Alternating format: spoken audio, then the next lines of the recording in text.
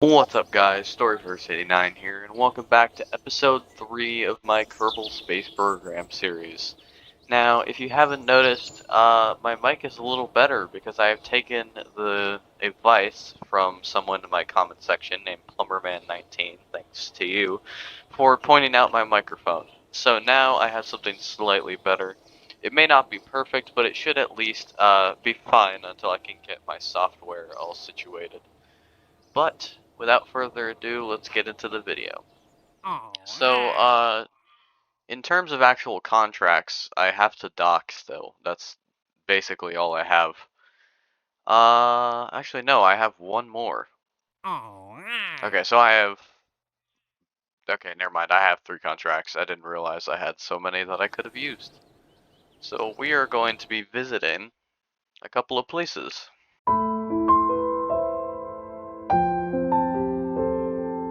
And we're back in the VAB. It turns out we don't have any docking ports that work with American parts, but we do have Russian parts. So it looks like we're going to be doing a Russian mission. After all, I didn't think I'd be doing a Russian mission so soon, but I have the parts to do so. So it looks like we're going to be doing a Soyuz early design. Now, we already have the docking ports required for this, and it shouldn't be too hard because I've already done a lot of docking missions. But here is our actual capsule. The Soyuz capsule. We need the heat shield. I don't know a ton about Soyuz design, but I know enough to build one that's relatively similar to what Soyuz actually looked like. Or look like, because they're still in use. And I need the fuel tank. There it is. I guess I just unlocked them super early in the game. I didn't think I unlocked these parts so early, but I guess I do. We're going to put... there it is. The main tank, that gives us 1,524 meters of delta V. You can see that down there. So that basically just means how much fuel we're going to have. And of course we need some solar panels, because they have solar panels, we kind of need them. Alright, and that is weird looking. What is happening with the symmetry? Okay. I guess they don't want to be symmetrical. What is... what's up with the symmetry here? I don't know what's going on with the symmetry, but... we can do these ones, I guess. Do these track? Because if they track the sun, that'd be good. Okay, they do track the sun. Alright, so we have tracking solar panels, the actual Soyuz capsule. Now we need some kind of antenna to help give us connection. That should be alright. And that's it for the capsule. I just gotta fix the staging. Never mind. Staging's all good. We do the max pressure. That just means how long until it deploys. And now we put this thing in the Soyuz. So if you've never seen a Soyuz, it's a pretty iconic design. So if you're into space, you probably have seen it before, but you never know. We're gonna put an American fairing on it because why not? And it just means I don't have to build a new fairing. Look at that, it fits it like perfectly. I just gotta push this helical antenna down a little bit. And there we go.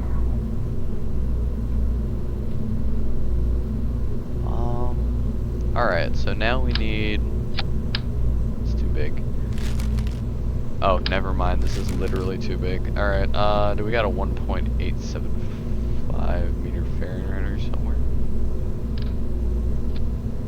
Okay, I might as well just build it. There's nothing that fits on here. Ugh, come on. Oh man. Gotta build it myself. How disappointing. No, just kidding. It won't take that long. I just gotta fit the fairing around it. Gonna do C. C turns on the snap point, so then you can just snap it instead of having to have weird angles. We don't have any struts yet, so we can't really strut this thing together, which just keeps it wiggling. Because there's something that Kerbal players like to call the Kraken, which is a insanely annoying creature that also is called physics, that just messes with your rockets if you're not careful. So unfortunately we don't have any struts, which means this thing's probably going to be pretty wiggly while we're launching it. It'd be terrible, but I'm looking forward to any Krakenization that we might get along the way. This is basically what the Soyuz core looks like. I just recently saw a video of one launching, so I kind of have a little bit of a better idea what this thing looks like. There we go. We got these decouplers because yes, these parts decouple. How much parts? Okay, I think we have just enough parts to. Yeah, we have just enough to put the boosters on. I don't know about any kind of like stabilization we can put on here. I'm gonna have to remove some parts. There we go. What we got left? 29, 30. Oh, 31. That puts us one over. God damn it. Alright, we're gonna have to take the antenna off then and put the engine. Well, that's a bit disappointing that we can't put the antenna on there. But that just means our next stage will have to have it. Which actually brings us to the next stage design, which I haven't ever really done in early game.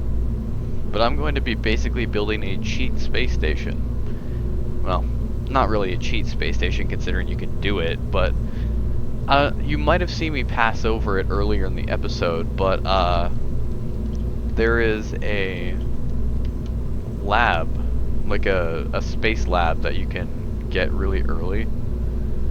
Where is it? It's called like the Hermes lab. There it is. The Hermes OMS 1.25 meter lab module. Lifesaver in this game. Like it literally gives you an early laboratory module to basically farm science from the game. Because space stations and Kerbal Space Programs serve really no other purpose other than to either A, look cool, or B, like, absolutely farm science for you. So, with the ability to farm science, now that we figured out that there is this thing, we are going to be able to get so much science from this that it is going to be unreal. Unfortunately, that means our symmetry is going to have to be a little bit off with these. There we go. And put this one here. And do... flip these around. I don't know why, but the symmetry is so weird on these things. There we go. 2 fixed solar panels. And... push it up. 1. There we go. Is that slightly off? That doesn't look off. I hate when things are off. Like, I like asymmetrical things, but when they're too asymmetrical, it looks weird. There we go. I mean, that should be fine for now. And then just in case... Actually, no. I forgot. This can't carry that much. I was about to say I'm going to put a mercury capsule on the bottom to allow a little bit more stuff to be put there, and then I realized, oh right, I'm carrying this on an Atlas. There's no way an Atlas will be able to carry all that. I'm already straining what this thing can carry by putting all this on here. It'd be a miracle if it can make it to orbit with this, but we're gonna put the airlock up here instead, and the docking port down here. The airlock isn't a necessity considering there's an airlock right there, but inflatable airlocks look cool. I mean, come on. You can't think that that doesn't look cool. There we go. We got that. We need some extra batteries. Actually, no, we don't need extra batteries. This is already a battery pack. We are going to give it some RCS though, and RCS will just help us get around a little better and help dock. Because I thought, if we're going to be doing a docking mission, who needs the Gemini? We can just do a Soyuz thing, so we don't have the parts. click local police. Here we go. The gravity boom will help us stay stable despite it being off-centered. And then we need some actual RCS boosters. There we go. And then of course, one up here. There we go. We should be able to go in all directions now except for forward.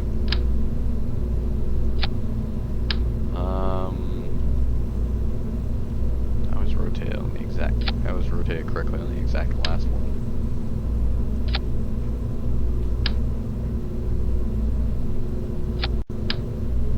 And there we go. Alright, we have the station basically ready. We just gotta pack it into an atlas now. Although, how many parts is this? It's 16. Yeah, it has to be an atlas. I was gonna say, could I just do a Soyuz? The answer is no, I don't have enough parts for that. Because the part limit is the bane of my existence early in the game. Like, wow. Oh, luckily I'll just be able to do this. Do 1.5. Never mind. I think this is 1.5. Or is it 1.85? Okay, no, it's 1.85. I do have a variant for that. And we're gonna pop it out a little bit. Do that. Put the fairing on there. And we're gonna slap that. That's too big. That's the wrong tank. There we go. Slap that tank on there. I don't know how much heavier this is compared to the last one, but just in case, we're gonna do the Kerbal. So the Kerbal is basically just the same tank, you just gotta push it in a little bit more. Push it in. Kerbal can also carry a lot more than the other ones, so it's better to go with this one. And then just put 2 vultures on the side. There we go. Kerbal is a very large rocket engine compared to the rest of these. Doesn't look like we have enough fuel, so we are going to add an extra tank on there. There we go. And we are going to pull this thing up. Oh, it needs a probe core. This thing can't fly without it. That's kind of bad. We don't have any flat probe cores because those haven't been unlocked yet. That's great. Well, I mean, the Atlas goes all the way anyway, so let's just put it on the Atlas instead. There we go. This thing's going all the way anyways. Oh, actually, no, that doesn't work. Because the docking port's facing down. Yeah, no, that doesn't work. Okay. What am I gonna do in this scenario? Okay, no, this is small. What about this? That's too large. I don't have any telemetry units that are capable of doing this. Oh. Let's do this one. There we go. Emergency telemetry unit to our rescue. Why is this upside down? There we go. Alright, this shouldn't be heavier than what the Atlas can carry. It should be fine. We actually have a few parts left over, surprisingly, which we are going to use. I think we'll just be able to add the burners. Yes, we have exactly 30 parts on this rocket. Exactly. You do not know how happy that makes me that we have exactly 30 parts. Then we're just going to put that. We're going to call this the cheat station, because it is kind of a cheat, because it's so good. Oh, we actually have no signs to put on this thing. That's kind of bad. You know what? We'll deal with that when it comes. We can't do it on the Soyuz either. I guess crew reports will have to be it. We're just gonna have to collect a bunch of crew reports. So we're going to launch this, and we will see what we got. So I'll meet you in the launch pad. Alright, and here we are in the launch pad with the cheat station. And we have liftoff. See, look, no problem for the Cordell Vulture combo. Another rocket stage that I used quite often in other saves. Because let's be honest, this stage, the Atlas, is really good. I mean, you might not know it because you might not use the Blue Dog Design Bureau mod pack, which is what this came from. But I really would recommend, if you're going for a career mode, I would recommend, or like a modded career mode, I would recommend getting Blue Dog Design Bureau. It's a really big mod pack, but it's worth it. It gives you so many early starting parts that can really help out with your rocket later. And just like progressing, like, I mean, lunar landings are way easier when you have the Saturn V Apollo combo. I mean, they're really expensive. What is that? Aerodynamic spread. I do not know what is going on there. But it is way easier when you have a better rocket. And you can see... Oh, right, I forgot Jebediah. I forgot I launched Jebediah. I got so caught up with building this rocket that I literally forgot it exists. Alright, we're gonna have to go get Jebediah in a minute. Once we get this into orbit, we'll switch over to Jebediah, and we'll save him. We're not gonna put this thing too high up. We're gonna put it at like 90... Actually, no, we'll put it at about the same height as Jebediah. Because the higher you are, the less chance there is of you messing up your maneuver node. Because that happens quite frequently in this, at least for me. Alright, there we go. We are stable. We'll deploy that at about 60. And boom. There it is. There's our space station. It does have fixed panels, which means that we are going to have to do this a little differently. But it should be fine. We do have RCS, right? Yes, we do. Now we're going to wait till we get to about here. And then we are going to burn the engines to get to orbit, just like you saw with Jeb. And that will be that for the station until we can get the second module, which we will not be doing till the next video, because this one has already been going on for a little while. So we'll finish up with Jeb, and we'll start it up. Boom. We have achieved orbit. We're going to rotate those panels around. We're also going to inflate the airlock. And we are going to face the sun.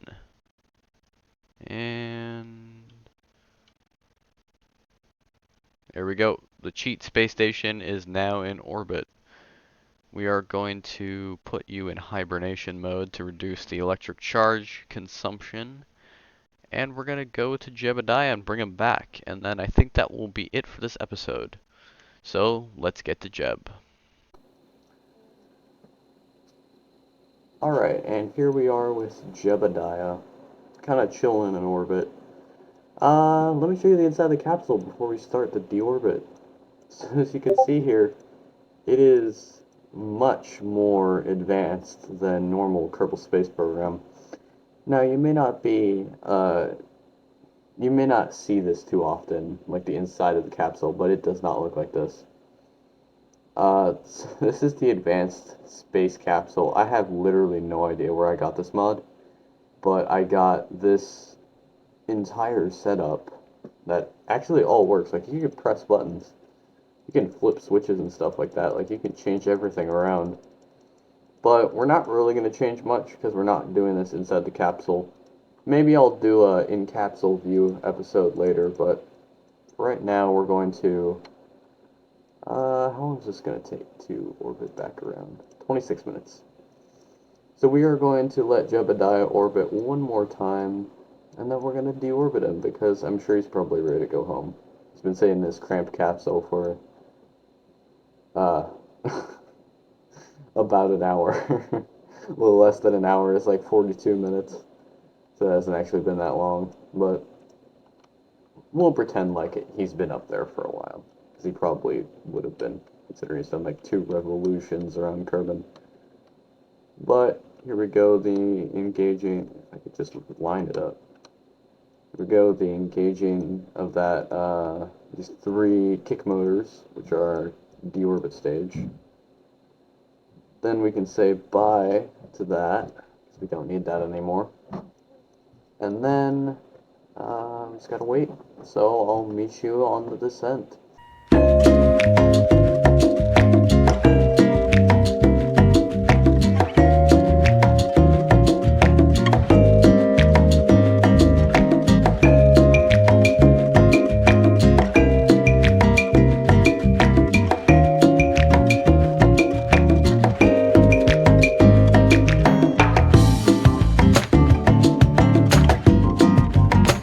Alright, and after a very long descent, that took a lot longer than you would think, we finally have touched down on the surface of Kerbin once more. And we're going to take a little bit of an EVA report before we do anything else. We can't take any surface samples, so that's fine. But it looks like that's it for Jebediah, and it looks like that's it for today's episode. Let's recover him, see what our next contract is, and we'll see what happens. Alright, and it looks like we got 24 signs from that, which will lead us to absolutely nothing. We don't have anything. Alright, that's cool. In terms of contracts, we have a satellite still docking, and then the litho breaking, aka crashing into the moon, but fancy, and aiming at the moon and missing. Thanks for watching today's episode, and I'll see you guys next time. Make sure to like and subscribe.